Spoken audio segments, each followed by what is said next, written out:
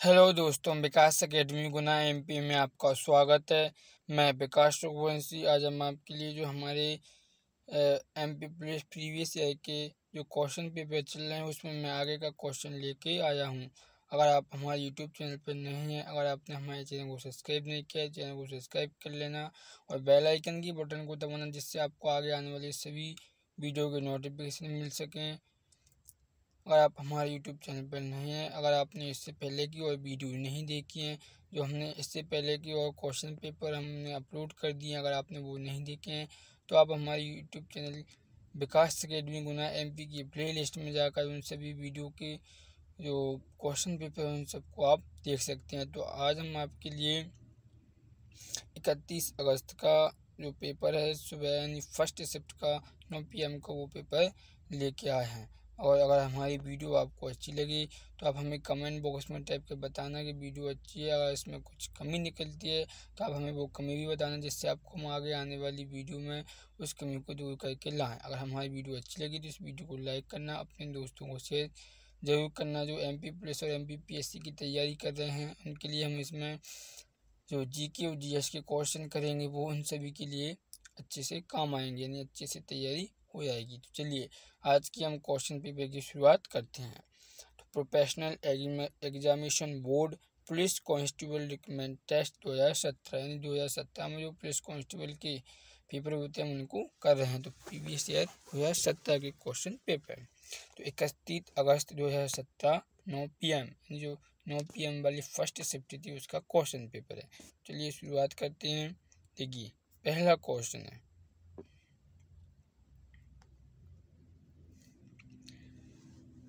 Film काई पो चे पुस्तक पर आधारित है। यानी इसमें जो फिल्म दी गई है, फिल्म क्या है, काई पो चे नाम है इसका। तो ये किस पुस्तक पर आधारित है, इन्होंने ये पूछा है। तो ये इसका नाम पूछा है, जो पुस्तक कौन सी है उसका। देखिए हमें पहला ऑप्शन दिया गया है ओलंपस, दूसरा 3 मिस्टेक्स ऑफ माई लाइफ, तीसरा है the God of small things, तीसरा है 1 अमेजिंग थिंग्स। देखिए मैं आपको एक बात बता दूं, अगर आपको क्वेश्चन समझ में नहीं है तो आप क्वेश्चन को एक से लेके 2 बार जरूर पढ़ें। देखिए एक बार और पढ़ लेते हैं हम। फिल्म काई पो चे किस पुस्तक पर आधारित है। ये जो फिल्म बनी थी काई पो चे किस पुस्तक के पर आधारित होकर बनी थी, तो ये पूछा है। देखिए इसमें आंसर इन्होंने माना है 3 मिस्टेक्स ऑफ माई लाइफ। ठीक है, तो ये काय पो चे फिल्म थी, वो 3 मिस्टेक्स ऑफ माई लाइफ नामक एक पुस्तक थी, उस पर आधारित होकर बनी थी। तो इसका राइट आंसर कौन सा होगा, दूसरा वाला इसका राइट आंसर होगा। ठीक है, तो आपको ये अच्छे से याद रखना है। ये 3 मिस्टेक्स ऑफ माई लाइफ एक पुस्तक थी। ठीक है, चलिए देखिए नेक्स्ट क्वेश्चन देखते हैं। देखिए नेक्स्ट क्वेश्चन है, कौन से शहर में बीना रिफाइनरी है जिसे भारत ओमान तेल रिफाइनरी भी जाना जाता है, जो ओमान ऑयल कॉरपोरेशन और भारत पेट्रोलियम कॉरपोरेशन कॉर्प के बीच एक संयुक्त उद्यम है। यानी जो भारत के कौन से शहर में बीना रिफाइनरी है, जो भारत और ओमान तेल रिफाइनरी के सहयोग से यहाँ पर ये प्लांट लगाया गया था। तो इसमें ये पूछा है। देखिए पहला ऑप्शन है इसका सतना, दूसरा उज्जैन, तीसरा चंदेरी, चौथा सागर। तो इसका राइट आंसर क्या है, सागर। यानी सागर है, जो सागर मध्य प्रदेश का एक ज़िला है, तो MP का। तो उसका जो सागर ज़िले में जो क्या है बीना रिफाइनरी स्थित है। ठीक है, तो आपको ये याद रखना है। ठीक है, जैसे मैं आपको बता दूं कि MP के वर्तमान में मुख्यमंत्री शिवराज सिंह चौहान है, उनकी गवर्नर यानी राज्यपाल आनंदीबेन पटेल है, और MP की राजधानी यानी मध्य प्रदेश की राजधानी भोपाल है। ठीक है, तो आपको ये याद रखना होगा। तो इसका राइट आंसर कौन सा होगा, फोर्थ वाला होगा। तो बीना रिफाइनरी सागर में स्थित है। आप कंफ्यूज मत होना क्या, क्योंकि MP में उसी के पास में और जिले भी हैं, तो उनमें भी ये कभी कभी बता दी जाती है। तो ये मेन कहाँ है, सागर में स्थित। ठीक है, चलिए नेक्स्ट क्वेश्चन देखते हैं। किस संवैधानिक संशोधन ने भारत में पंचायती राज की स्थापना की थी? पहला 72वां संविधान संशोधन, दूसरा 75वां, तीसरा 65वां, चौथा 73वां। तो इसका राइट आंसर कौन सा है? 73वां संविधान संशोधन।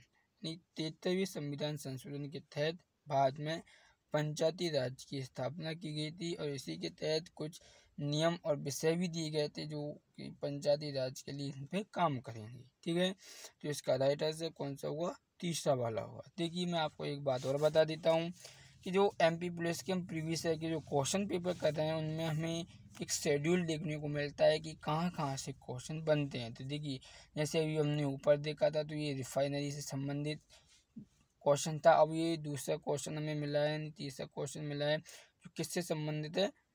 संविधान, यानी कि संविधान से संबंधित है, जो संविधान संशोधन दिए हैं उससे। और इससे पहले एक और हमें क्वेश्चन मिला था वो पुस्तकों से संबंधित था। तो हमको इनको सभी से अच्छी तैयारी करके चलना है। ठीक है, तो ये हमने बता दिया कि इसका राइट आंसर तीसरा होगा, चौथा होगा। 73वें संविधान संशोधन के तहत भारत में पंचायती राज की व्यवस्था की गई थी। देखिए नेक्स्ट क्वेश्चन देखते हैं। हिंडोला महल और जहाज महल दोनों में स्थित हैं। ये हिंडोला महल और जहाज महल है जो कहाँ स्थित हैं ये पूछा। देखिए पहला मांडू, दूसरा भोजपुर, तीसरा रीवा, चौथा राजगढ़। तो इसका राइट आंसर क्या होगा? मांडू। यानी मांडू में हिंडोला महल और जहाज महल दोनों स्थित हैं। तो ये फर्स्ट वाला इसका राइट आंसर हो जाएगा, यानी मांडू में हिंडोला महल और जहाज महल दोनों स्थित हैं। चलिए नेक्स्ट क्वेश्चन देखते हैं।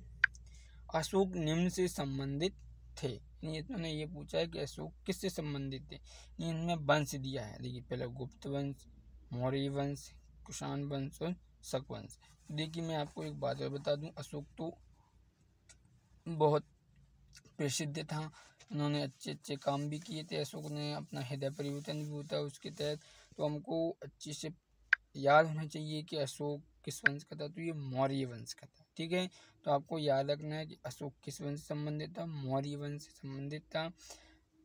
ठीक है, तो इसके 14 अभिलेख भी स्थित हैं। तो हम जैसा कि मैं आपको उनके बारे में एक वीडियो लेकर आऊँगा, उनमें क्या क्या वर्णित है उन सभी के बारे में। ठीक है, तो आपको ये याद रखना है। देखिए तो इसका राइट आंसर कौन सा वाला होगा? दूसरा वाला इसका राइट आंसर होगा कि अशोक मौर्य वंश से संबंधित था। चलिए नेक्स्ट क्वेश्चन देखते हैं। करेरा अभ्यारण्य इस साल में स्थापित हुआ था। तो उन्होंने करेरा अभ्यारण्य के बारे में पूछा है, ये किस साल में बना था, किस साल में इसकी स्थापना हुई थी, ये पूछा था। देखिए पहला ऑप्शन 1988, दूसरा 1981, तीसरा 2000, चौथा 1991। देखिए ऐसे क्वेश्चन में ये होता है, अगर हमें इसका अगर सन याद है तो हम डायरेक्ट लगा सकते हैं, नहीं तो किस लगाते हैं जाते ही गलत हो जाते हैं, नहीं कभी कभी तो कभी सही लग जाता है। ठीक है, तो ज़्यादातर कोशिश करें कि हमें याद होनी चाहिए। तो इसका राइट आंसर कौन सा है? 1981, यानी दूसरा वाला इसका राइट आंसर होगा। करेरा अभ्यारण्य साल 1981 में स्थापित किया गया था। चलिए नेक्स्ट क्वेश्चन देखते हैं। देश में कितने उच्च न्यायालय संचालित हैं? देखिए तो ये पूछा है, पहला है 29, 24, 27, 22। तो देखिए इसका राइट आंसर क्या है? 24, यानी जो देश में क्या है 24 उच्च न्यायालय स्थापित किए गए हैं। जैसा मैं आपको बता दूं, जो उच्च न्यायालय होते हैं वो राज्यों में होते हैं। ठीक है, यानी उच्चतम न्यायालय सुप्रीम कोर्ट तो ये किया जो कि हमारे भारत में दिल्ली में स्थित है, भारत का सुप्रीम कोर्ट उच्चतम न्यायालय। और राज्यों में होते हैं उच्च न्यायालय। ठीक है, तो उच्च न्यायालय हर राज्य में होते हैं, लेकिन कुछ राज्यों की 2 राज्यों को एक उच्च न्यायालय दे दिया गया। वैसे तो अगर हमारे भारत की बात करें, भारत में 29 राज्य हैं, तो हर एक राज्य में उच्च न्यायालय होना चाहिए। लेकिन क्या होता है, किसी कारणवश 2 राज्यों का एक उच्च न्यायालय भी बना दिया गया। तो इसी से संबंधित क्या होता है कि भारत में राज्य तो 29 हैं, लेकिन उच्च न्यायालय 24 ही संचालित किए जा रहे हैं, क्योंकि कुछ राज्यों के एक ही उच्च न्यायालय बना दिया गया है। जैसे किन किन राज्यों की 2 राज्यों की राजधानी एक बना दी जाती है, जैसे पंजाब और चंडीगढ़ की राजधानी पंजाब और हरियाणा की राजधानी चंडीगढ़ है, तो इसका उच्च न्यायालय भी एक ही होगा। ठीक है, तो इसी प्रकार। ठीक है, तो याद रखना है भारत में उच्च न्यायालय कितने संचालित हैं? 24 है। चलिए नेक्स्ट क्वेश्चन देखते हैं। वित्त आयोग को हर इतने वर्षों में नियुक्त किया जाता है? वित्त आयोग को हर इतने वर्षों में नियुक्त किया जाता है? पहला 5 वर्ष, 3 वर्ष, 2 वर्ष, 4 वर्ष। नहीं, इसमें ये पूछा है कि वित्त आयोग का गठन हर कितने वर्ष बाद किया जाता है, यानी यहाँ से एक वित्त आयोग का गठन कर दिया तो वे कितने वर्षों तक चलता है। तो देखिए हम ऐसा जानते हैं कि वित्त आयोग का एक बार गठन होने के बाद वे 5 साल तक बना रहता है। ठीक है, तो इसका राइट आंसर 5 वर्ष होगा, 5 ईयर होगा। ठीक है, तो फर्स्ट वाला इसका राइट आंसर होगा। ठीक है, तो आपको याद रखना है कि वित्त आयोग हर कितने वर्ष में नियुक्त किया जाता है? 5 वर्ष में नियुक्त किया जाता है, तो आपको ये याद रखना है। चलिए नेक्स्ट क्वेश्चन पे चलते हैं। देखिए नेक्स्ट क्वेश्चन है 100% प्राथमिक शिक्षा प्राप्त करने वाला पहला भारतीय राज्य है।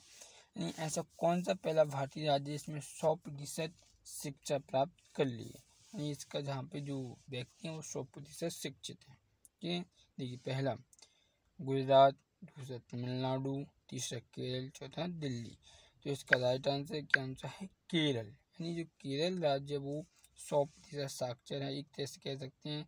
लेकिन कहीं कहीं पे मैंने पढ़ा है कि 99.99 भी कहा जाता है, तो इसको एक तरह से क्या गया 100% ही मान लिया जाता है। तो कह सकते हैं कि 100% शिक्षित राज्य कौन सा है? केरल है। ठीक है, तो आपको याद रखना है कि केरल 100% सबसे शिक्षित प्राप्त करने वाला भारत का पहला राज्य है। तो ये तीसरा वाला इसका राइट आंसर होगा। ठीक है, चलिए नेक्स्ट क्वेश्चन देखते हैं। शब्द चुनामान इससे संबंधित है। ये जो शब्द दिया गया है वो चुनामान किससे संबंधित है?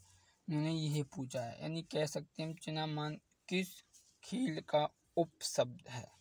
देखिए पहला फुटबॉल, दूसरा तैराकी, तीसरा क्रिकेट, चौथा टेनिस। तो इसका राइट आंसर क्या है? क्रिकेट। यानी जो चुनामान शब्द है वो क्रिकेट से संबंधित है, तो तीसरा वाला इसका राइट आंसर होगा। तो आपको देखिए मैं आपको बता दूं कि जो हर खेल के उपनाम भी दिए जाते हैं, तो आपको उपनाम को अच्छी तरीके से याद कर लेना। ठीक है, देखिए नेक्स्ट क्वेश्चन देखते हैं। महाराष्ट्र के वर्तमान मुख्यमंत्री कौन है? पहला देवेंद्र फडणवीस, विलासराव देशमुख, शरद पवार, बाल ठाकरे। तो ये 2017 का करंट अफेयर का क्वेश्चन है। तो उस समय कौन थे? देवेंद्र फडणवीस थे। ठीक है, यानी फर्स्ट वाला इसका राइट आंसर हुआ। ठीक है, तो आपको अभी वर्तमान में हमारे भारत देश के जितने भी राज्य हैं उनके मुख्यमंत्री, राज्यपाल और उनकी राजधानी को अच्छे से याद कर लेनी। चलिए नेक्स्ट क्वेश्चन देखते हैं। वर्तमान में वस्त्र के संघीय मंत्री कौन है? वस्त्र उद्योग के संघीय मंत्री कौन है वस्त्रालय के? तो ये पूछा। देखिए पहला 2017 के तहत ये क्वेश्चन पूछा गया है, एमपी से संबंधित है। वर्तमान में वस्त्र मंत्री कौन है ये पूछा है इन्होंने। देखिए पहला राधा मोहन सिंह, स्मृति ईरानी, मेनका गांधी और सुषमा स्वराज। तो ये स्मृति ईरानी थी, वो वस्त्र मंत्रालय की मंत्री थी। ठीक है, आप कह सकते हैं वस्त्र मंत्री थी। ठीक है, वस्त्र एवं उद्योग मंत्री। तो इसका राइट आंसर कौन सा होगा? दूसरा वाला होगा। तो मैं आपको एक बता दूं कि जो करंट अभी जो एमपी का मंत्रिमंडल है करंट का, वो भी आपको अच्छे से कर लेना है, क्योंकि इसमें पूछ सकते हैं कि कौन सा मंत्री किस विभाग से संबंधित है। ठीक है, तो वस्त्र विभाग का उस समय मंत्री कौन था? स्मृति ईरानी थी। देखिए नेक्स्ट क्वेश्चन है भारत का कैबिनेट सचिव कौन है? तो 2017 के तहत भारत का कैबिनेट सचिव पूछा था। पहला श्यामला गोपीनाथ, दूसरा प्रदीप कुमार सिन्हा, तीसरा एस जयशंकर, चौथा आरके दत्ता। तो इसका राइट आंसर कौन सा है? प्रदीप कुमार सिन्हा है। ठीक है, तो ये भारत के कैबिनेट सचिव हैं। तो इसका राइट आंसर कौन सा होगा? ये दूसरा वाला इसका राइट आंसर होगा। देखिए नेक्स्ट क्वेश्चन देखते हैं। विज्ञान और प्रौद्योगिकी के केंद्रीय मंत्री कौन है? पहला हर्षित सिमरत कौर बादल, नरेंद्र तोमर, उमा भारती और हर्षवर्धन। तो इसका राइट आंसर कौन है? हर्षवर्धन, जो विज्ञान एवं प्रौद्योगिकी केंद्रीय मंत्री थे। 2017 में ये थे। तो आपको करंट में जो दूसरा मंत्रिमंडल बना है उसकी भी अच्छे से आपको याद रखना है। ठीक है, तो इसका राइट आंसर कौन सा होगा? फोर्थ वाला होगा। देखिए नेक्स्ट क्वेश्चन देखते हैं। कुष्ठ रोग उन्मूलन दिवस को मनाया जाता है, तो कुष्ठ रोग दिवस कब मनाया जाता है? पहला 25 अप्रैल, दूसरा 30 अप्रैल, चौथा 1 दिसंबर, तीसरा 3 जुलाई। इसका राइट आंसर होगा 30 जनवरी को। ठीक है, 30 जनवरी को कुष्ठ रोग उन्मूलन दिवस मनाया जाता है। तो दूसरा वाला इसका राइट आंसर होगा। तो आपको याद रखना है। मैं आपको एक बात बता दूं, आपको इस दिवस को अच्छी तरह से भी याद कर लेना है, तो इनसे भी क्वेश्चन बनते हैं। देखिए नेक्स्ट क्वेश्चन है, मध्य प्रदेश में गाय अभयारण्य निम्न स्थान पर स्थित है। पहला पचमा सीहोर, दूसरा सलरिया अगर, तीसरा मैंगलिया इंदौर, चौथा बंडोला सिवनी। तो इसका राइट आंसर क्या होगा? सालरिया आगर में स्थित है। ठीक है, तो ये दूसरा वाला का राइट आंसर होगा। ठीक है, तो मध्य प्रदेश में गाय अभयारण्य स्थित है जो आगर मालवा में स्थित है। ठीक है, चलिए नेक्स्ट क्वेश्चन देखते हैं।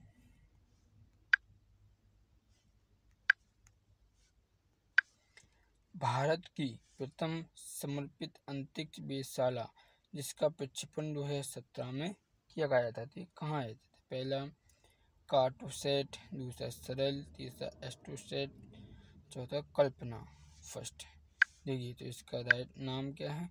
एस्ट्रोसैट है, यानी तीसरा वाला इसका राइट आंसर होगा। देखिए मैं आपको वही बात फिर से कहता हूँ, अगर आपको क्वेश्चन समझ में नहीं है तो आप क्वेश्चन को 1 से 2 बार जरूर पढ़ें। देखिए इसको एक बार पढ़ते हैं।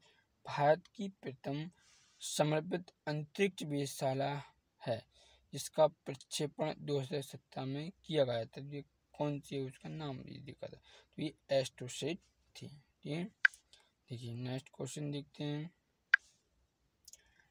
किस योजना का उद्देश्य गांवों को गंदगी तथा कीचड़ से मुक्त कराना तथा स्वच्छ वातावरण का निर्माण करना है?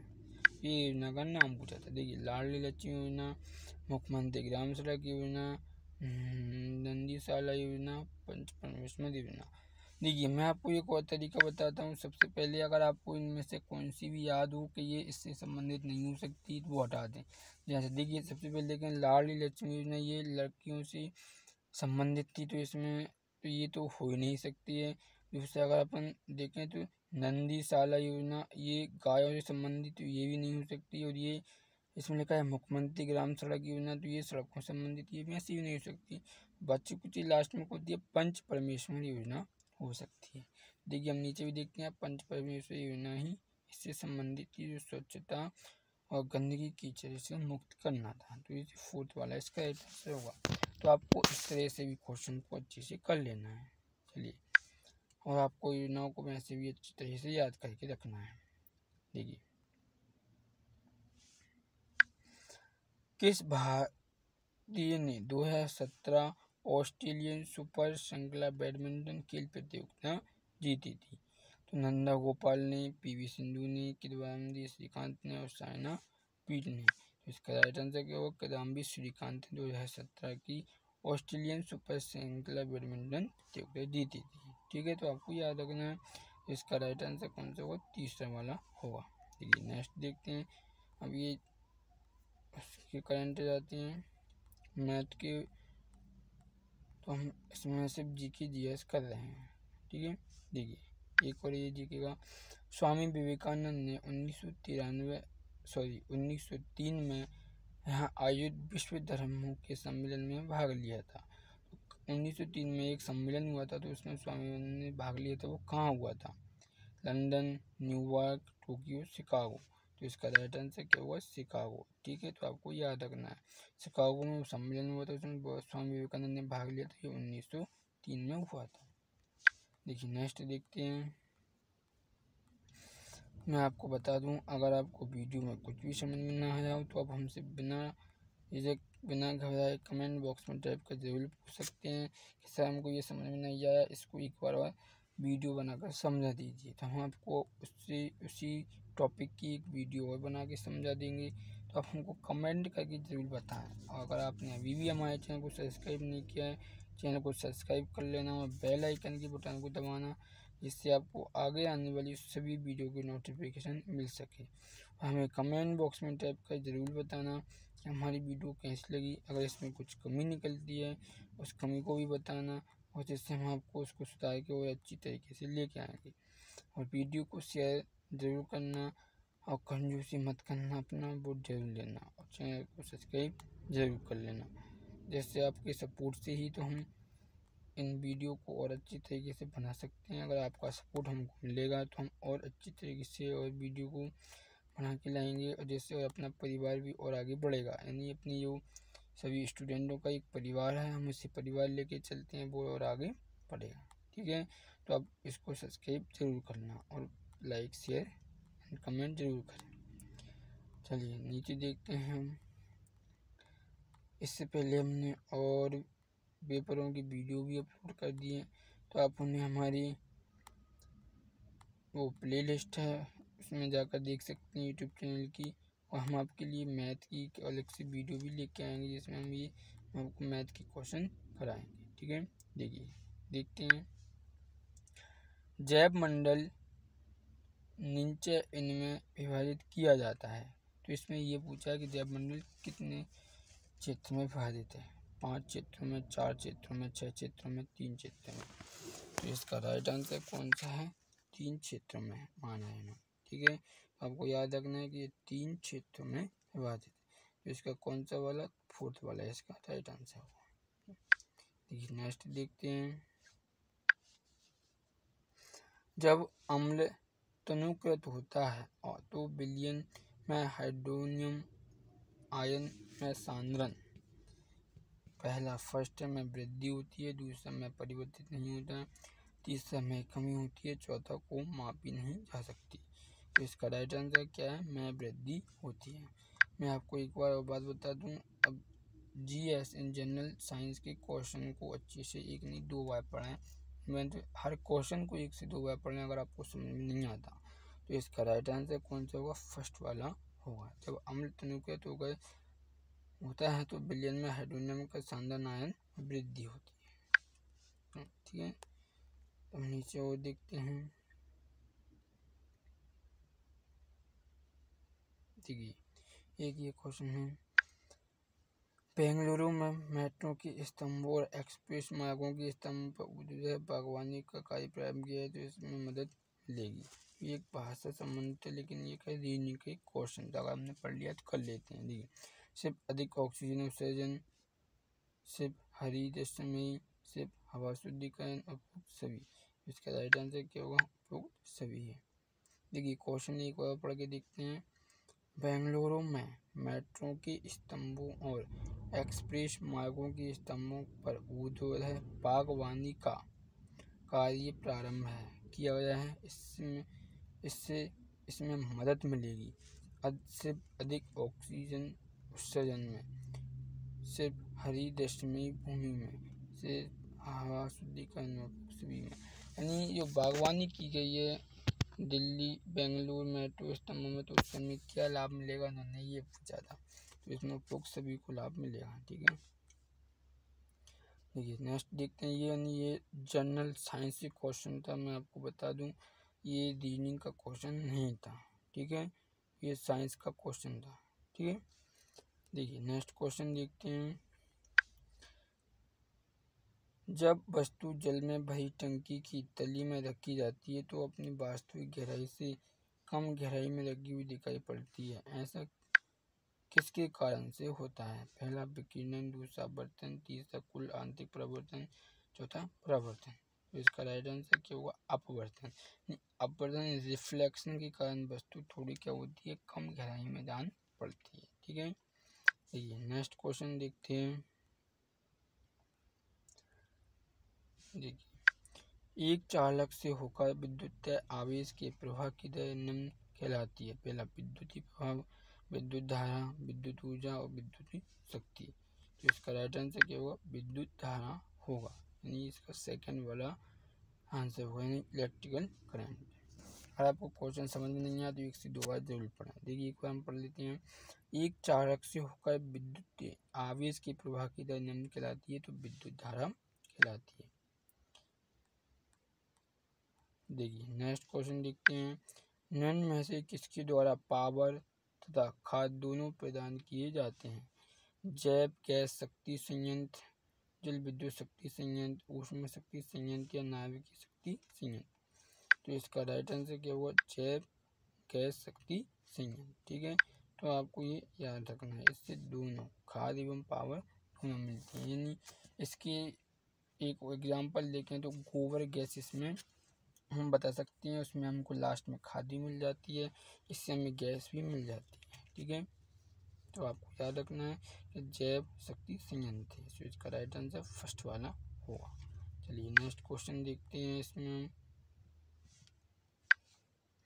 सभी जीवित जीव के संदर्भ में निम्न में से कौन सा कथन सत्य है? पहला, वे सिर्फ अवशेष उत्पाद निश्चित करते हैं, वे सिर्फ बढ़ते और अपनी प्रजाति के अधिक सदस्यों का पुनरुत्पादन करते हैं, उपयुक्त सभी है, सिर्फ से भोजन की आवश्यकता होती है और ऊर्जा प्राप्त करने के लिए उसे परिवर्तित करते हैं। तो इसका राइट आंसर क्या होगा? उपयुक्त सभी माना है, यानी इसमें कह सकते हैं सभी कथन सत्य है। ठीक है, देखिए नेक्स्ट क्वेश्चन देखते हैं। लसिका है WBC रहित रक्त, IBC रहित रक्त, स्वयं जीव द्रव्य, लघु पट्टिका अंश रहित जीव द्रव्य। तो इसका राइट आंसर देखिए RBC रहित रक्त है। कौन सा? सेकंड वाला इसका राइट आंसर हुआ। लसिका RBC रहित है, यानी रेड ब्लड कॉर्पस सहित क्या एक रक्त है। ठीक है, ये नेक्स्ट क्वेश्चन देखते हैं।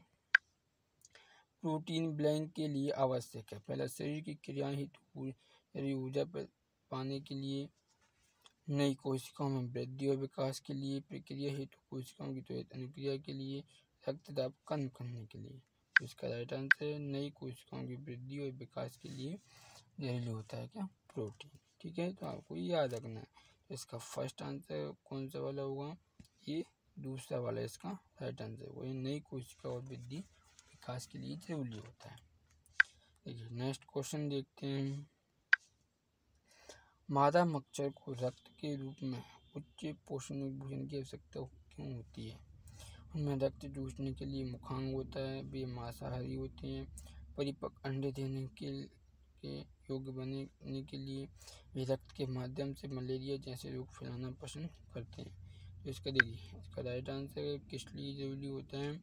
वह परिपक्व अंडे देने योग्य बनने के लिए, यानी उनको रक्त किस लिए चाहिए? क्योंकि वो अंडे दें तो इसे पूर्ण परिपक्व के रूप होने का दें, यानी अंडा परिपक्व अंडा देने के लिए योग्य बनने के लिए कह सकते हैं। इसका एक प्रोटीन के रूप में कार्य कर सकता है। जब वो गर्भवती बने तो वो अपने अंडे को अच्छी तरीके से दे सके। तो इसका यही राइट आंसर है, थर्ड वाला। चलिए नेक्स्ट क्वेश्चन देखते हैं।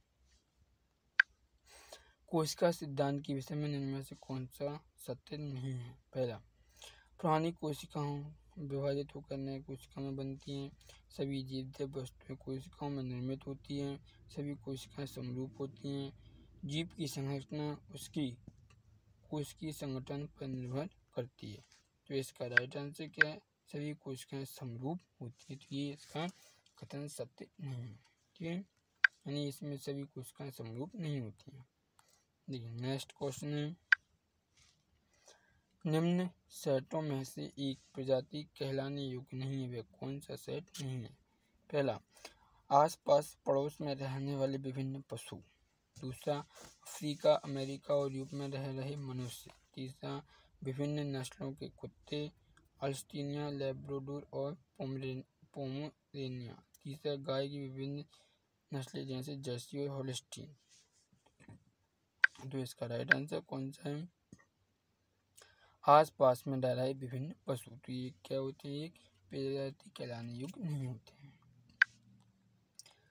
देखिए नेक्स्ट क्वेश्चन देखते हैं हम। इसमें अम्ल वर्षा के ऑक्साइड के कारण होते हैं, फास्फोरस तथा कार्बन के कारण, सल्फर तथा नाइट्रोजन के कारण, सल्फर तथा फास्फोरस के कारण, नाइट्रोजन तथा कार्बन के कारण। इसका राइट आंसर क्या होगा? सल्फर तथा नाइट्रोजन के कारण। ठीक है, तो एक बार बताते हैं।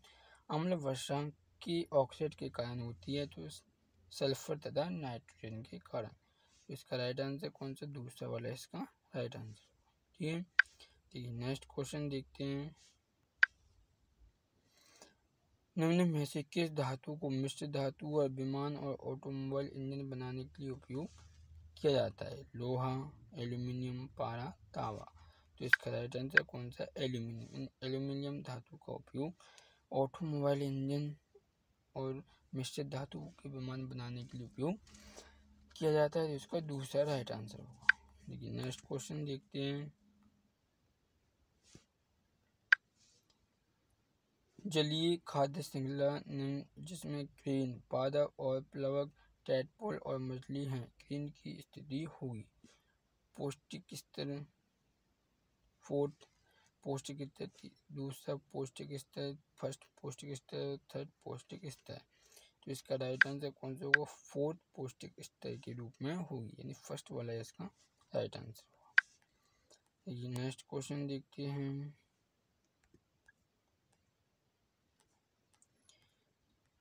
देखिए तो इसमें क्वेश्चन पूरे समाप्त हो चुके हैं।